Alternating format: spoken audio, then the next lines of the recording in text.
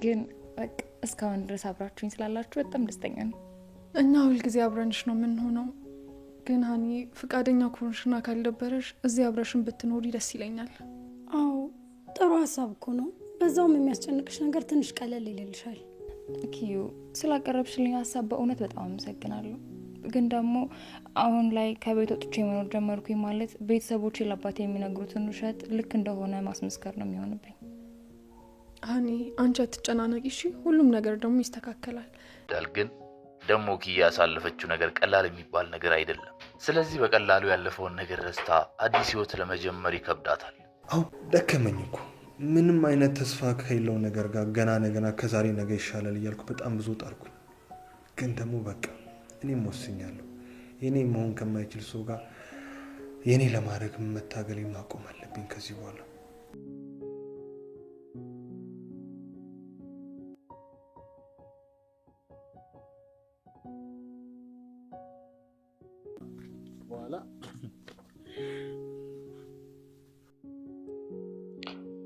ይኸውልህ ቅዱሴ፣ እኔ እንግዲህ ሌሊቱ ሙሉ እንቅልፌን አጥቼ ወገቤ እስኪላጥ ድረስ ለፍቼ የሰራሁትን ይህንን ድንቅ ምግብ በልተህ ደግሞ እንደለመድከው ጨዋነ ሰው ወይም አልጣፈጥም ብትለኝ ወይ ደግሞ ረስቼ ነው ያልበላሁት ብትለኝ እኔ እስክመለስ ማደሪያ አንፈልግ ከቤት ነው ማስወጣ። ቅዱሴ ውርድ ከራሴ ተናግሬያለሁ።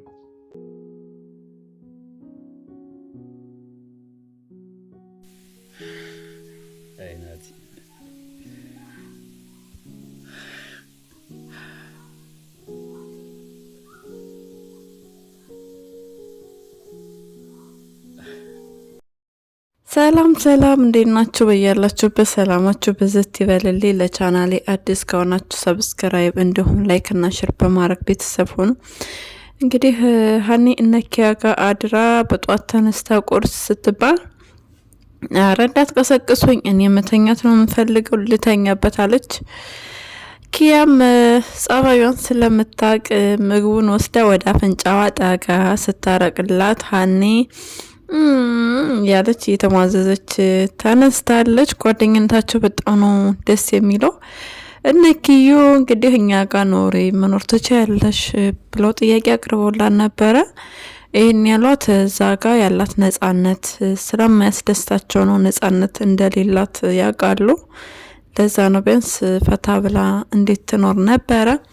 ነገር ግን ቤተሰቦቿ እናትያ ወይም እናትየዋ ልጆች ጥሩ ስላልሆኑ ይባስ ለአባቴ ክፉ ነገር ነግረው እንግዲህ ያስጠሉኛል፣ ከአባቴ ጋር ያራርቁኛል ብላ ቤተሰብ ጋር መኖር መርጣለች። ሀኒን ዛሬ ብንሄድባት ምን ይመስላችኋል? እንደ ሀሳብ እንሄድባት ተምራ አድጋ ስራ ይዛ የምትኖር አንዲት ትልቅ ሴት እንዴት ነው ቤተሰብ ጋር በዚህ እድሜዋ ድረስ የምትኖረው? ሀኒ ምን ሆነሻል? መርማሪ ጆን መርመር ብለሽ የቤት ስራ እንሰጠሽው። አሁንማ አንቺ ነሽ። አንቺ ራስሽ መርመር አድርጊው ሀኒ። በቃ መጀመሪያ ለራስሽ ኑሪ፣ የተቀረው በቃ ይደርሳል። አባትሽም ቢሆን በእርግጥ አባት እንዳዝን አይፈቀድም አንፈልግም፣ ግን ደግሞ በትንሹም ቢሆን የሚረዳሽ አይነት አባት አይመስልም። ሁልጊዜም ጫና ሲያደርጉብሽ የጫናው ተባባሪ ነው። እንግዲህ ከአባትሽ ፊት የምታስመስል እንጀራ እናት እንዳለች ነው የምንገምተው። ዞሮ በዚህ እድሜሽ ከቤተሰብ ጋር ተደርቦ መኖር አስፈላጊ ስላልሆነ መወሰንና ነጻነትሽን ማወጅ መቻል አለብሽ። ስለዚህ የራስሽ የሆነ ቤት ተከራይተሽ መኖር እንድትመርጭ ስንል እናሳስብሽ እንወዳለን። ምንትዮቹ ደግሞ አይ ናቸው። እንዴት ናቸው? ምን ይመስሏቸዋል? እንግዲህ ያሬድ መንታ እንደሆኑ ስላላወቀ ለናቲ ሄዶ እንደዚህ ገጠመኝ ብሎ እየተቀደደለት ነበር። ያው መቀደድ ነው ወሬ እየተቀደደለት ነበረ። ናቲ ደግሞ በቃ ከተቀየሩ አይቀር ልክ እንደ ናቲ ነው። ናቲን የቀየር ከአምላክ እኛንም ቀይረን የሚሉ ብዙ ኮሜንቶች አሉ፣ ብዙ አስተያየቶች አሉ። እውነት ነው። ናቲን የቀየረ አምላክ እኛንም ይቀይረን። ነገር ግን ደግሞ እኛ ከናቲ አይተን በቃ የናቲ ታናሽ እኮ ፋሚሊ መሆን ነው የሚጠበቅብን አይደለ ለመቀየር።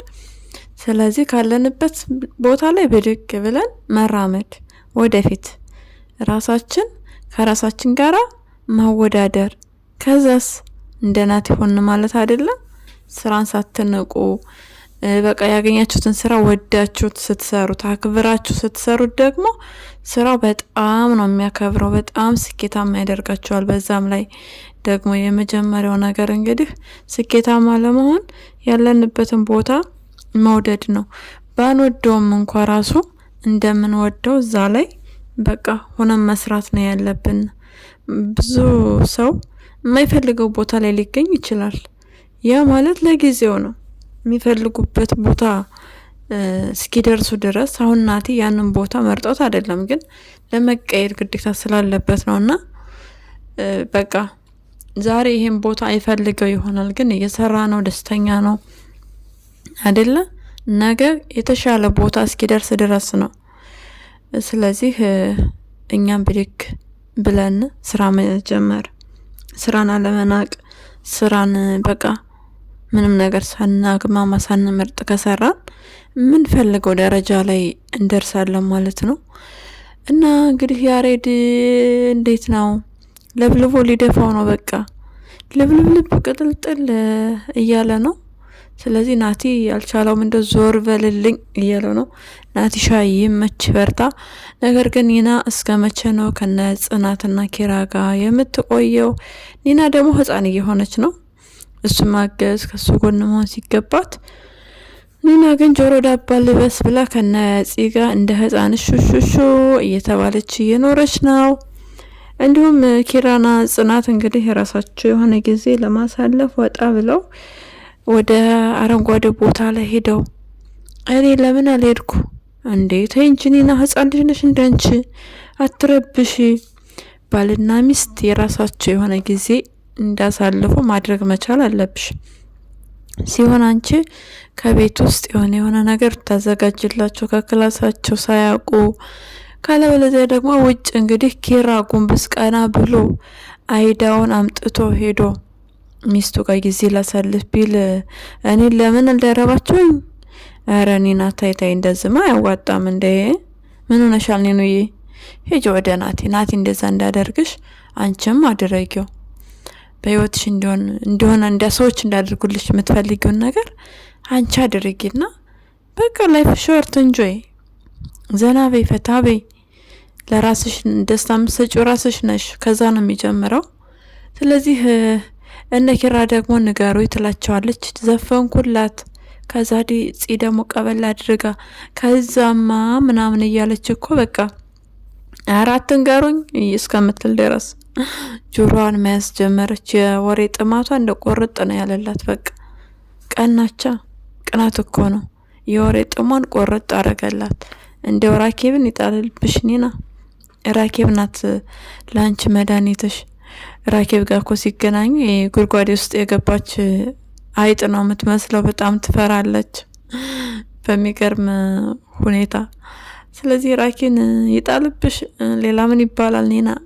ፂና ኪራ ይመቻችሁ። ቢያንስ እንደው በሳምንት አንድ እንደዛ አይነት ሮማንቲክ የሆነ ነገር ማሳለፍ መቻል አለባችሁ።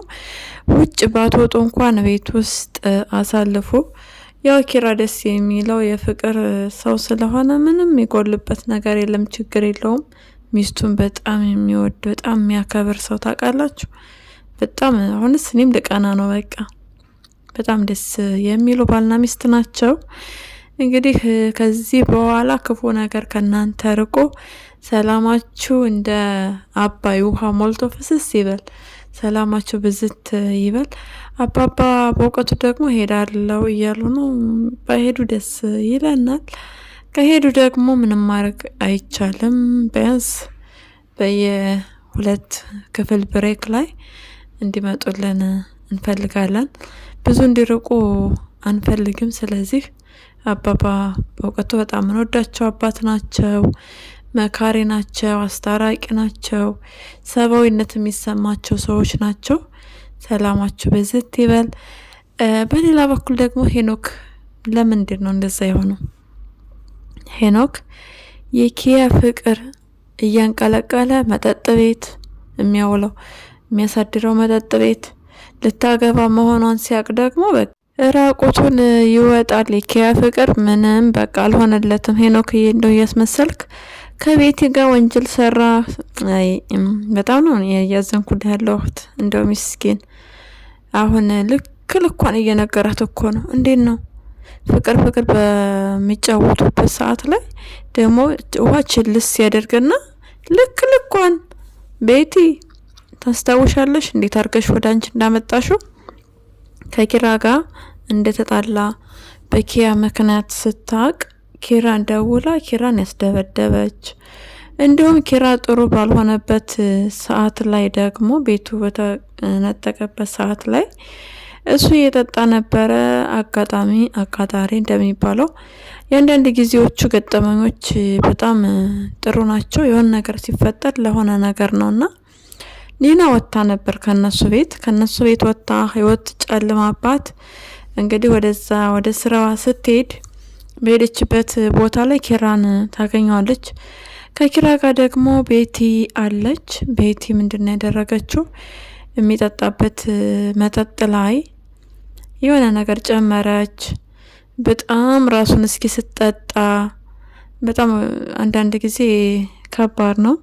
ብንጠነቀቅ እንደው ምንም አይነት ችግር ቢገጥመን ብናስብ ቆም ብለን ብንረጋጋ በጣም መልካም የሆነ ነገር ነው። በዛ ጊዜ ኪራ ተናዶ ገንዘቡን አጥቷል። ከዛ ደግሞ ያለበት ቦታ ትዳሩን የሚያሳጣ ቦታ ነው። አስባችሁታል? በጣም ነው የሚከብደው። ከቤቲ እጅ ገብቶ ምንም አይሆንም ማለት አይቻልም። እንግዲህ ከቤቲ ጋር በዛ ሰዓት እሷ መጠጡን በቃ እየመረዘችው ነበረ። እንደ አጋጣሚ ኒና አገኘችው። ኒና እንግዲህ እሱን ወደ ቤት ቀስ ብላ አደረሰች። ቤት ስትሄድ ደግሞ ጽናት አልነበረችም። እንግዲህ ኤደን ናት ያለችው። ኤደንም ሾከክ ብላ ጽን መስላ ለመተኛት እየሞከረች ነበረ። ነገር ግን አልተሳካላትም። እህቱ መጣች፣ ኪያ መጣች። ኪያ አየች፣ ተነሳች እሷ። ሌላው ነገር ቤቲ ጋር ቢሆን ምን ይፈጠር ነበረ? ቤቲ እርቃኑን ቪዲዮ ትቀርጸዋለች፣ አብሯት እንዲተኛ ታደርገዋለች። ከዛ ለጽናት ታሳያለች። በዛ ጊዜ ደግሞ ጽናት እንዴት ነው ተቋቁማው ተመልሳ እሱ ጋር የምትሆነው? በጣም ይከብዳል። ልትወደው ትችላለች። ነገር ግን ደግሞ ቤቲ ማለት ልጃቸውን ያሳጣቻቸው በጣም ብዙ በደል የበደለቻቸው ሴት ናት። ስለዚህ እሷ ጋር በቃ ድጋሚ ተገናኘ ማለት ትዳሩ ፈረሳ በቃ ማለት ነው። ወዶም ይሁን ሳይወድም ይሁን ሰበብ ምክንያት በጭራሽ ነው የማያስፈልገው። ከዛ አንጻር አደጋ ላይ እንዳንወድቅ እንደው ተናደ መጠጥ ቤት ባንሄድ ራሳችን በመጠጥ ባንደብቅ እዚህ ጋር ትልቅ ትምህርት መውሰድ ያለብን ነገር ስለሆነ ነው ወደ ኋላ መለስ ብዬ ያስታወስኳቸው ያለውትና እንደዛ እንግዲህ ኒና ባትመጣ አደጋ ነበረ። ኒና መታ ነገሮቹ ለበጎ ነው የምላችሁ። ለዚህ ነው ከነሱ ቤት የወጣችው። እንግዲህ በተናገረው ንግግር ነበር። ኪራ ግን የሚያስቀይም ንግግር ሆኖ አልነበረም። ነገር ግን እንደዛ ልትታደገው ይችላለች። በጣም ደስ የሚል ነገር ነው ከቤት እጅ መዳኑ። አሁን ላይ አቶ ሄኖክ አንቺ ወደ ህይወቴ መጥተሽ ደስታ የደፈረሰ አረ ገና ቅጥልጥል እያልክ ነው የምትኖረው። አታስብ ሄኖክ። ዛሬ ደግሞ ወይዘሮ ህሊና የለችም፣ እሷም ትመጣላችኋለች። እንግዲህ እጃችሁና እግራችሁን በመቀስ ካልቆረጥኩ ነው የምትለው። በጣም ደፋርና ጨካኝ ነች። እሷ መታቆል ትምስ ነው የምታረጋችሁ። ቤቲ እንግዲህ ከኪራ ጋር እንደተጣላ ስላወቀች ሄኖክ እዚህ ቦታ አለ ብላ ደውላ ለኪራ እንዲደበደብ ያደረገች ሴት ነች። አሁን ላይ እንዴት ነው አብረሽው የምትኖሪው? ግን አላሳዘነሽም? በጣም ባለጌ ሴት ናት። ከዛ ደግሞ መጣላታቸው እንደዛ መደባደባቸው ሱስና ነገር ተጠቅማ እየተከታተለ ሾከክ እያለ የተሰማ ነበርና ምንድነው ያደረገችው? አብሯቸው እንዲሰራ ነው ወደዛ ቢሮ የወሰደችው። ስለዚህ ቤት የሰራችው ስራ በጣም የሚያስነውር ነገር ነው። ቆም ብሎ ቢያስብ ሄኖክ ወደ ራሱ ቢመለስ በጭራሽ ሊወድሽ አይችልም። አሁንም ቢሆን በጭራሽ ለመውደድ እያሰበ ለመውደድ እየፈለገ ሊሆን ይችላል። ግን መቼም ቢሆን አይወድሽም። ምክንያቱም ያደረግሽው ነገር በጣም የሚያጸይፍ ስለሆነ የሄድሽበት ርቀት እሱን እንዴት ወደዛ ስራ እንዲገባ ያደረግሽው እያንዳንዱ ነገር በተንኮልና በሴራ እየታቀደ ስለነበረ ሄኖክ ሊወድሽ አይችልም። አሁንም ቢሆን እርምሽን አውጭ። ትዳር ይዤ እኖራለሁ ብለሽ መቼም እንዳታስቢ ቤቲ።